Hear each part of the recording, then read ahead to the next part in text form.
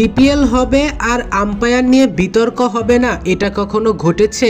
এমন ঘটনা এর আগে ঘটেনি। প্রতি বিপিএলে কোনো না কোনো ইস্যু নিয়েই আম্পায়ারের সাথে প্লেয়ারদের ঝামেলা হয়েছে। কখনো সহজ সিদ্ধান্তকে ভুল দিয়েছে, আবার কখনো এডিআরএস এর মাধ্যমে ভুল সিদ্ধান্ত দিয়েছে।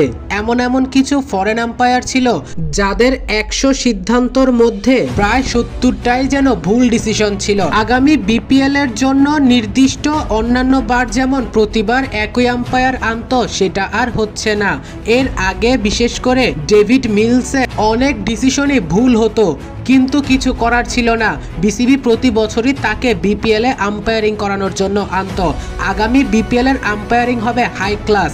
ইতোমধ্যে 6টা দেশের কাছে বিপিএল গভর্নিং কাউন্সিলর চিঠি পাঠিয়েছে আম্পায়ারদের লিস্ট দেওয়ার জন্য। সেই 6টি দেশ হচ্ছে South Africa, Sri Lanka, New Zealand, England, Pakistan ও আফগানিস্তান।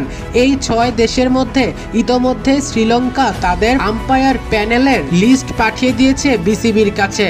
এমন করে প্রত্যেক দেশ থেকে লিস্ট পাঠানো হবে বিসিবিকে। এরপর বিপিএল গভর্নিং কাউন্সিলর এখান থেকে বাছাই করে 6 দেশ থেকে 6টি আম্পায়ার বিপিএল এ নিয়োগ দিবে। মূলত আগামী বিপিএল এর জন্য ম্যাচ প্রতি $600 করে দেওয়া হবে বিদেশি আম্পায়ারদের। এমন অফার করে 6 দেশে পাঠানো হয়েছিল চিঠি।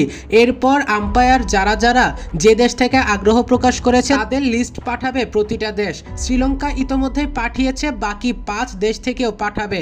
এরপর এদের নিয়ে অ্যানালাইসিস করে 6 দেশ থেকে 6 জন ভালো মানের আম্পায়ারকে বাছাই করে নিবে বিসিবি। প্রিয় দর্শক, বিসিবির এমন উদ্দেশ্য আপনি কেমন ভাবে দেখছেন? সত্যি আগামী বিপিএলটা অসাধারণ হতে চলেছে। সম্পূর্ণ নতুন ভাবেই যে আয়োজন হতে চলেছে বিপিএল 2025-এর 11তম আসর।